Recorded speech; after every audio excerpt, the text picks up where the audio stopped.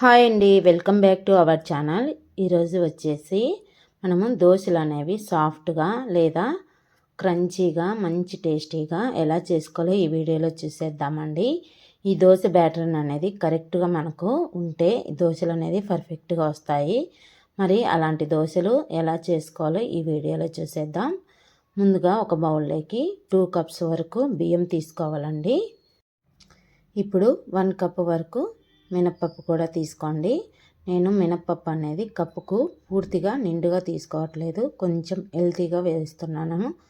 ఇక్కడ బియ్యం అనేది 2 కప్స్ వేసుకున్నాను. అదే కానీ మీరు 3 కప్స్ వేసుకుంటే బియ్యం అనేది ఫుల్ కప్పు మినప్పప్పు తీసుకోండి. ఈ విధంగా తీసుకున్న తర్వాత 1 టేబుల్ స్పూన్ వరకు మెంతులు కూడా వేసుకోండి. మెంతులు వేసుకోవడం వల్ల మనకు దోశ అనేది కలరు మంచి కలర్లో వస్తుందండి. అందులో హెల్త్కి కూడా చాలా మంచిది ఈ మెంతుల వల్ల. ఇలా మొత్తం వేసుకున్న తర్వాత శుభ్రంగా ఒక 2-3 టైమ్స్ వేసుకోండి. ఇక్కడ నేను రేషన్ బియ్యం తీసుకుంటున్నానండి. రేషన్ బియ్యం అయితేనే మనకు దోశలు అనేది చాలా సాఫ్ట్గా చాలా మంచిగా వస్తాయి. మినపప్పు కూడా మనం కరెక్ట్గా వేసుకుంటేనండి అప్పుడు కరెక్ట్గా బ్యాటర్ అనేది బాగుండిద్ది.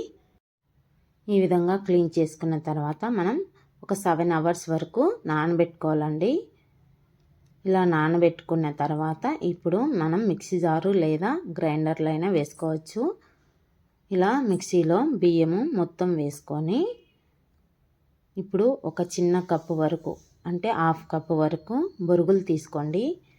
ఇవి వేయడం వల్ల మనకు దోశ అనేది చాలా సాఫ్ట్గా వస్తుంది, మంచిగా పిండి అనేది పులుస్తుందండి ఈ విధంగా వేయడం వల్ల. కాబట్టి ఇక్కడ బొరుగులైన వాడచ్చు, లేకపోతే మీ దగ్గర అటుకులు ఉన్న అటుకులైనా వేసుకోండి. ఇప్పుడు మిక్సీ పట్టుకోవాలండి. ఈ బ్యాటర్ని అనేది మరీ పలుచగా కాకుండా మరీ గట్టిగా కాకుండా మీడియంగా ఉండేటట్టు మిక్సీ పట్టుకోవాలండి. నేను ఇక్కడ చూపిస్తున్నా చూడండి. ఈ విధంగా మెత్తగా పట్టుకోవాలి. ఈ విధంగా ఉండాలండి బ్యాటర్ని అనేది. ఇలా మొత్తం బియ్యం అన్నీ మిక్సీ పట్టుకోవాలండి. ఇలా పిండి అనేది ఈ విధంగా పట్టుకోవడం వల్ల మనకు దోసకైనా వస్తుంది, లేకపోతే పొంగనాలు లేకపోతే బోండా అయినా వేసుకోవచ్చండి. ఈ బ్యాటర్ని అనేది ఇలా పట్టుకోవడం వల్ల మనకు 4 రకాలుగా యూజ్ అవుతుందండి. ఈ బ్యాటర్ని అనేది ఊతప్పమైన వేసుకోవచ్చు ఈవినింగ్ టైము. ఈ విధంగా నేను 2 వాయిలు వేసానండి మిక్సీ అనేది బియ్యము.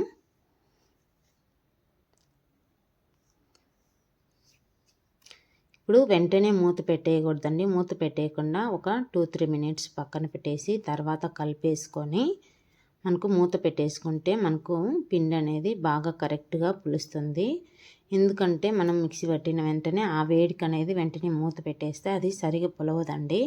కాస్త గాలాడిన తర్వాత ఆ వేడి మొత్తం తగ్గిన తర్వాత పిండి మొత్తాన్ని ఒకసారి బాగా కలిపేసుకొని మూత పెట్టేసుకొని గట్టిగా గాలి ఆడని చోట పెట్టుకోవాలండి. ఇట్లా ఈ విధంగా మనకు మరుసటి రోజుకి చాలా పర్ఫెక్ట్గా పులుస్తుంది. ఇంచుమించు ఒక 8 అవర్స్ అనేది మనం పులవనియాలండి. అప్పుడు చాలా పర్ఫెక్ట్గా మనకు పిండి అనేది బాగుండిద్ది. ఇప్పుడు కొంచెం సాల్ట్ కూడా వేసుకొని ఈ పిండితో మనం మీకు అవసరమైతే ఇక్కడ వాటర్ అయినా వేసుకోవచ్చు, లేకపోతే ఇలా అయినా వేసుకోవచ్చు. ఇలా పర్ఫెక్ట్గా వేసుకున్న తర్వాత మనం ఇప్పుడు దోశలు పోసుకుందామండి. పెనం అనేది ఈ విధంగా బాగా హీట్ అయిన తర్వాత దోసపిండి తీసుకొని ఈ విధంగా దోశలాగా వేసుకోవాలండి. ఇక్కడ మనం అనేది దోశ అనేది చాలా పలుచగా అయినా వేసుకోవచ్చు, లేకపోతే మెత్తని దోశలైనా వేసుకోవచ్చండి.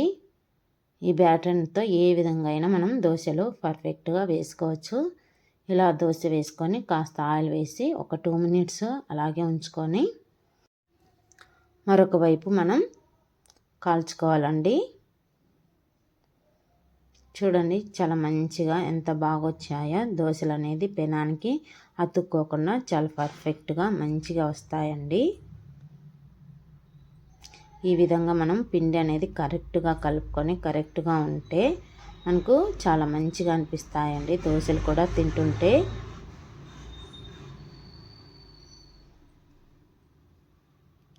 ఇక్కడ ఇట్లా మనం ఇప్పుడు పలుచగా పోసుకున్నాం కదండి. ఇప్పుడు మెత్తని దోశలు కూడా వేసుకోవచ్చు. పిండి అనేది కాస్త మందంగా వేసుకుంటే సరిపోతుందండి. ఒకే బ్యాటర్తో 2 రకాలుగా మనం దోశలు వేసుకోవచ్చండి. అంతేనండి. మరి ఈ వీడియో మీకు నచ్చినట్లయితే లైక్ చేయండి, షేర్ చేయండి. తప్పకుండా మన ఛానల్ని సబ్స్క్రైబ్ చేసుకోండి. ఎలా ఉందో ఈ వీడియో అనేది కామెంట్ బాక్స్లో కామెంట్ పెట్టండి.